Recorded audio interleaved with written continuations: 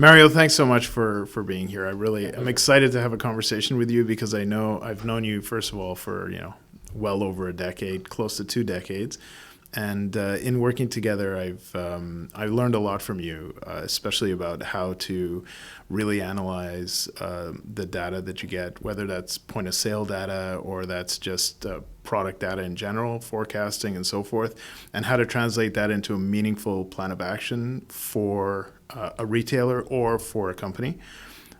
So I'm excited to have this conversation just because I think it's such a critical and important moment in time for your exact experience and knowledge. And I think there are so many companies out there that are struggling with this exact area of their supply chain.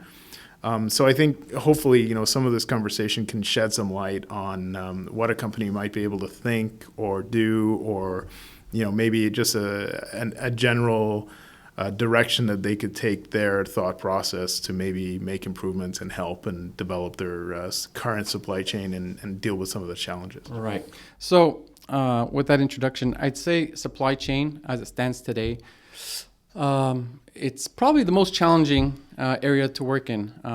Obviously, with the last 2 years, everything that's transpired in the last 2 years, it's definitely, I won't say changed, but definitely made us think a lot more as to how to go about with challenges. So these are not regular challenges that you would have faced in the past.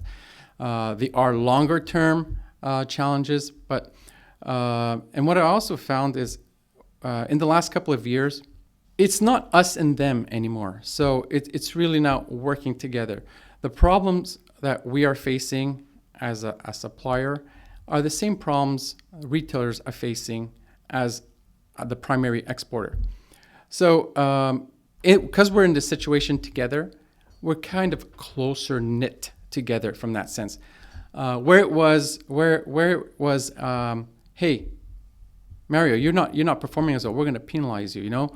It's become more, hey, how do we do this? So how do we improve the situation collaboratively? So it really became where the supplier and the retailer became a partnership, right? So a partnership in dealing with the challenges that we have today. So this is what I'm noticing a lot more with my customers. And honestly, I was a little bit shocked that they were asking me for advice, where in the past, retailers always had their own mind. Like, you can tell them what to do. They wouldn't necessarily do it. But now they're looking for that knowledge. Okay, so how do we get over it? Like, what can we do to better the situation? How do we better ourselves? How do we maintain margins and that kind of stuff? So this is where I think in the last 2 years, we've learned a lot, and the vendor community and the retailers are closer knit in that sense. So to me, that is something that is overdue.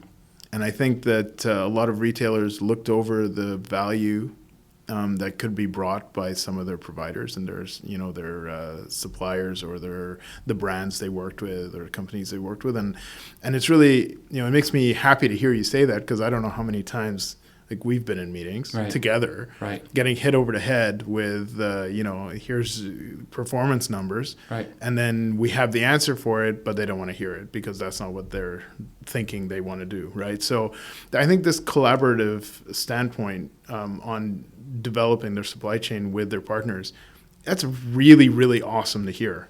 And I think that is going to lead to some major developments. So do you think that some of the people that you're working with, would you say this is an overall general theme, or do you think it's something that some are embracing more than others? That's hard to say. Obviously, I can only speak with my world, if you will. I'm not sure how everybody's taking a different approach, right?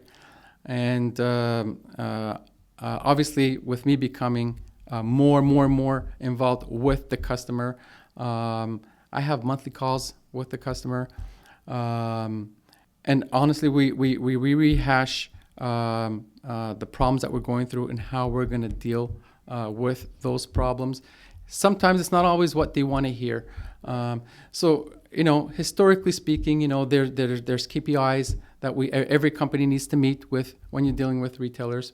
And, those KPIs are very hard to achieve in these times. So something of less became more acceptable, right? It's making the retailer understand that as well. And they understand because they're going through it just as much as ours. And it's funny because in one of my last meetings that I had, the retailer actually tested me. And they were leading me towards a path saying, we're experiencing this. Is this really what you're experiencing as well? Try to gauge to see if I'm trying to pull a fast one on them, right? And I just brought it right back to the truth. And I don't know if they're experiencing what they were experiencing, but she was leading me toward, or that retailer was leading me towards a path where I really didn't feel that was the situation. So I just brought it back to what I'm feeling the situation is and what we're experiencing. And the retailer agreed, okay, this is exactly what we're going through as well. Wow, interesting. So, I guess it was like a trust. It was a trust thing, gut right? check, yeah. Yeah.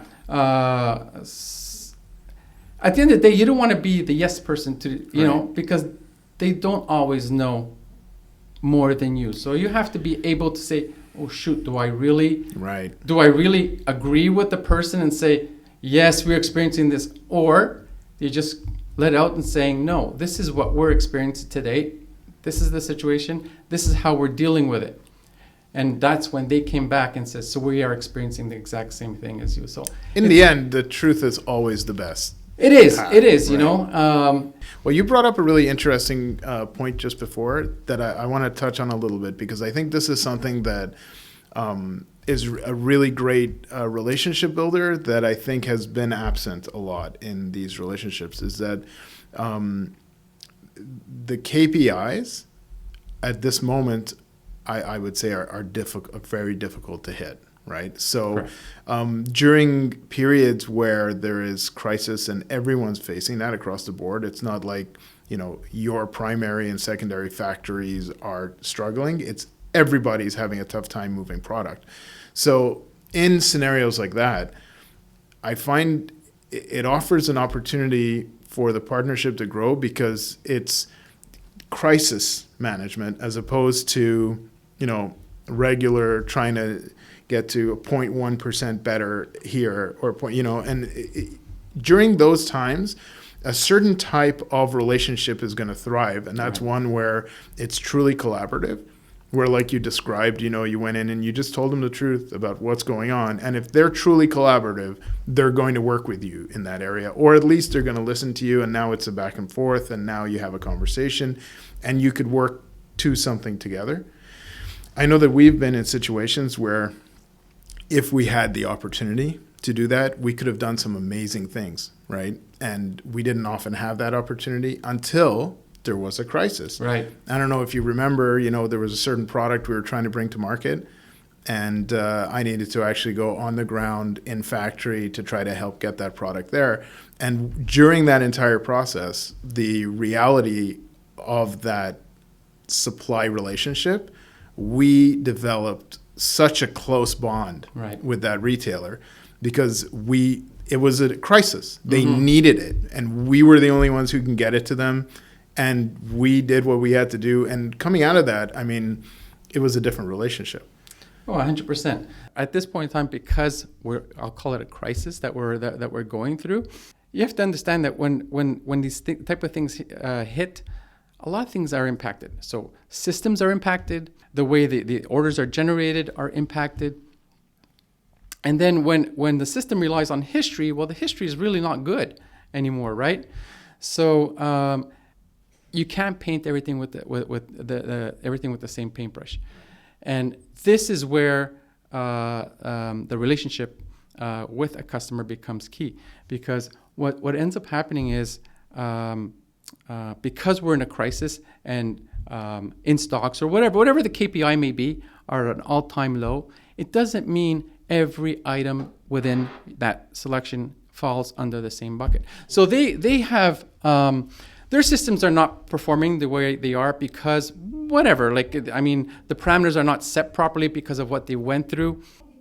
Going to the back end, going through the numbers, you can actually bring some value added to them. So I guess what I'm trying to say is their systems are not functioning optimally at this point, and they need the help. Right. So they have items that they're not replenishing at an optimal level because their system isn't. And it has nothing to do with the pandemic, and it has nothing to do with the supplier not being able to supply. It has everything to do with the system not doing what it's supposed to be doing. So the algorithm was not built for this kind of a situation. It isn't. And I say like this. Now we're in year 2, almost going to year 3, and I'd have to say the more we move forward, the more you need to intercept and become more involved with the intricacy of the numbers. So interestingly, to touch specifically on that, I've worked with some clients recently, and their big challenge was that they had no data to rely on that could help them plan forward, right? So going way back to, when we're building an algorithm for a demand replenishment plan, okay, you factor in forecast, that's helpful, and but so much of it is based on history, and 100%. right. So if you're looking at all that data, how do you then turn that into a meaningful plan if you don't know when you're going to be able to get product? And there's too many factors there. So you can't actually formulate your way out of it. So the strategy becomes a bigger picture strategy. And a lot of companies that I've seen firsthand are looking at broader inventory strategies, such as holding dramatically more inventory on hand in different locations, or creating consolidation centers that reduce the potential challenges that could come, right? Or housing inventory at multiple different points in the supply chain, so that although it may be much more expensive to do that, they have product when the product's needed.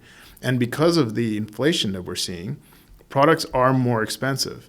People are able to increase pricing on product. Right. So there is some margin protection in there. It's not like you're adding all these costs to your supply chain, you'll never recoup them. No, there is an opportunity to recoup some of that because people are expecting things to be more expensive. Sure.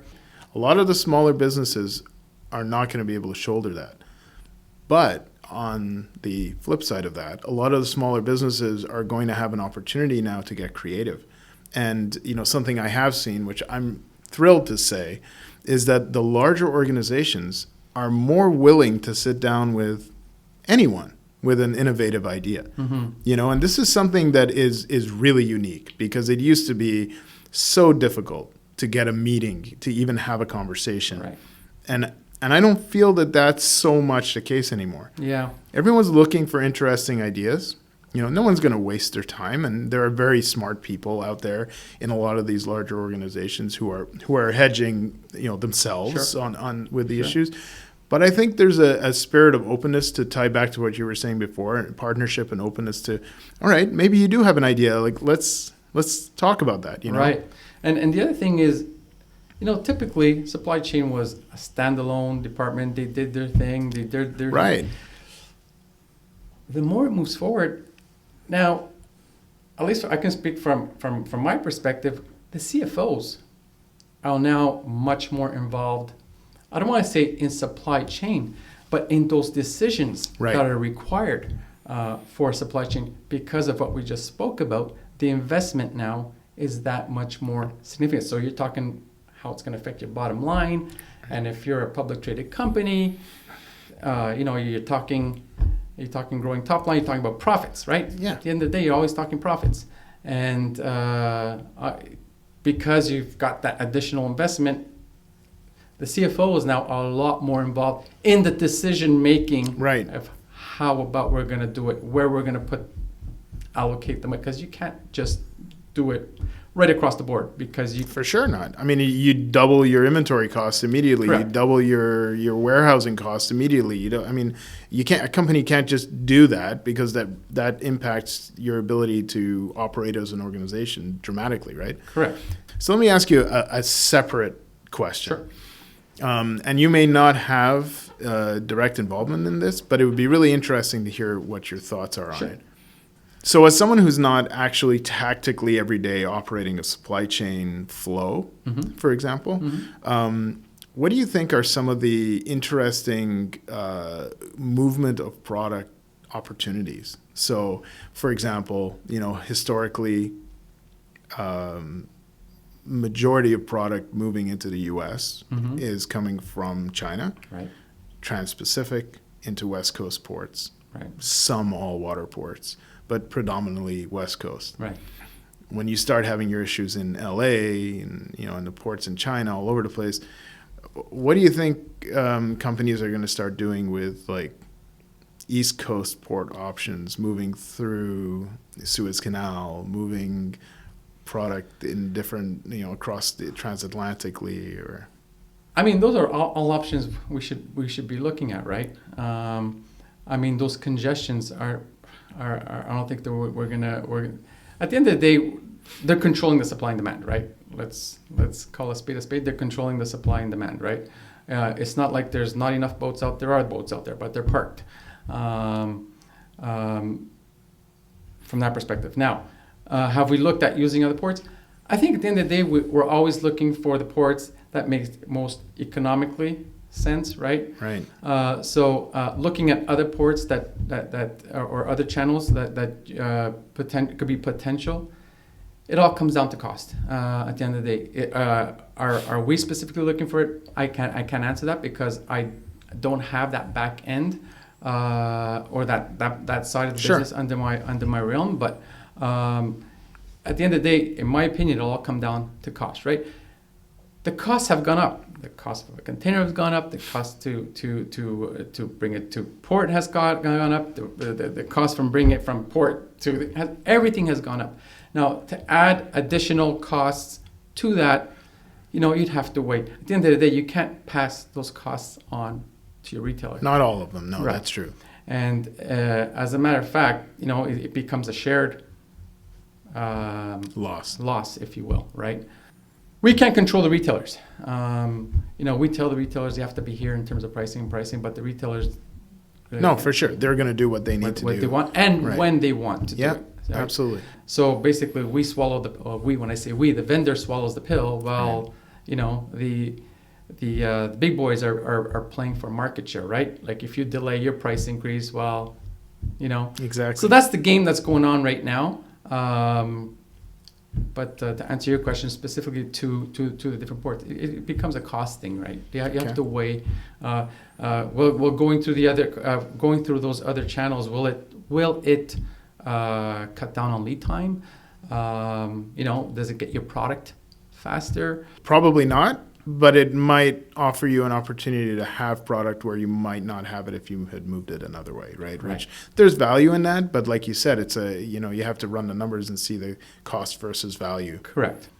What was something that you would love to see change, within the world that impacts you every day? Like what is? And I know this is a tough question to answer, but I think every day we kind of work and things go well, and some things don't go so well. Right. But overall, if you were to average that out, there are certain things that tend to peak as challenges consistently. Mm-hmm, mm-hmm. So the question I'm asking is, what are those pain points that you would love to see go away and it doesn't have to be very specific to supply chain. I'm just asking in general. Like, I think right now, visibility, I think, is very, very key. Let's be honest, our suppliers are not always the most upfront with information. Right. Sometimes, or a lot of times, they say, everything's fine, but it's not fine. I think having more of the visibility, I don't know how about going there, and maybe some involving automation there too. I think I couldn't. I mean, that couldn't have been better scripted, honestly. Like I was thinking along the lines of, this something like we're getting used to having information like what Uber provides, right? Where you can see in a GPS map where the thing is. How are we so far behind in terms of supply chain to having the same type of visibility? Right. Or even point of sale visibility, Right. or even like a manufacturing timeline, not with what some person says on the other line to save their job, but what is the reality? Like, how do we get to that level? And I think the answer to that is exactly what you just said, which is, adding technology that eliminates the cultural barriers, that eliminates the, someone being protective. But like, if we're truly going to collaborate, Right. and really be partners, Right. then that information is critical. I'm not going to hit you over the head because something bad happened. I'm going to be partners with you now that happened. So it changes our plan. So how do we work together now to get a better solution, right? Agreed, because anything gained from that end, you can communicate right away to the front end, right? Maybe it's not what they want to hear, but at the end of the day, you're not promising something that's not deliverable, right? You know exactly where you are earlier in the game, Right. versus that date's coming up, and you don't have that information saying, guess what, it's not going to be there Right. on time. So yeah, I mean, having that visibility through automation at a much earlier, I guess, time in the supply chain line would definitely benefit the back end and the front end, both from both perspectives, from a partnership on the back end and the partnership on the front end. I agree. And so I think there are really four pillars in that. There's the technology, there's the automation, there's the artificial intelligence, and then there's the actual tactical, physical technology, which is robotics and the evolution of technology that has actually really started to happen now, where it's no longer theoretical, it's in use, right? So I think you touched really well on the technology part and the automation part, and I think that's exactly accurate. I think also artificial intelligence is going to become more and more a reality, because I think today AI is actually becoming more capable than people can be in Right. certain areas, and I think when you're looking at a ton of different variables and trying to find patterns within those variables, AI is actually better than us at doing that. Right. I mean, we can write algorithms till the cows come home, but in the end, an AI can do that instantly. Right. And I think tying that AI into the technology and automation piece is going to be a major factor. Yeah. Yeah. And then from an actual physical standpoint, including, there's labor issues everywhere. There's all kinds of challenges with trucking and all that. As we start getting robotics more and more involved, there's going to be a combination of AI and robotics that actually makes a difference, whether it's in warehousing, in trucking, in the movement of goods. And, I think that's coming. Right. Right. I think suppliers, not suppliers, but suppliers have already started with the robotics, right? Yeah. You've got basically robots picking your inventory, right? Yeah. And they've done it in a way that's a lot more efficient to store inventory, right? So you've got your inventory going upwards versus horizontally. Absolutely. And you've just got these robots going in, digging out what they need, and then there's someone at the bottom of the thing just taking it and assembling the pallets. So for sure, it's always human driven, right? And it's always going to be. But I see the interaction of people to product being more managing the technology than actually the physical manipulation of boxes. Right. And I think that means we're going to add more value. And that's good, because everyone right now is having staffing issues. Right. It's not like, there's plenty of work, where are the jobs going to go? It's the opposite. It's hard to find the right people. It's hard to find enough people. Well, maybe we can complement what we're already doing by using these technologies, and that's just going to make it better. Sure. And then we're going to have better paying, better jobs for the people that are there, because now all of a sudden you're operating a robot instead of schlepping a box, right? So yeah, it becomes a different skilled, exactly, a different skill set that you need to operate the warehouse. Sure. And it's exactly that. You're just not moving boxes around. Right. It's really becoming, I don't know, the technician, if you will. You're exactly right.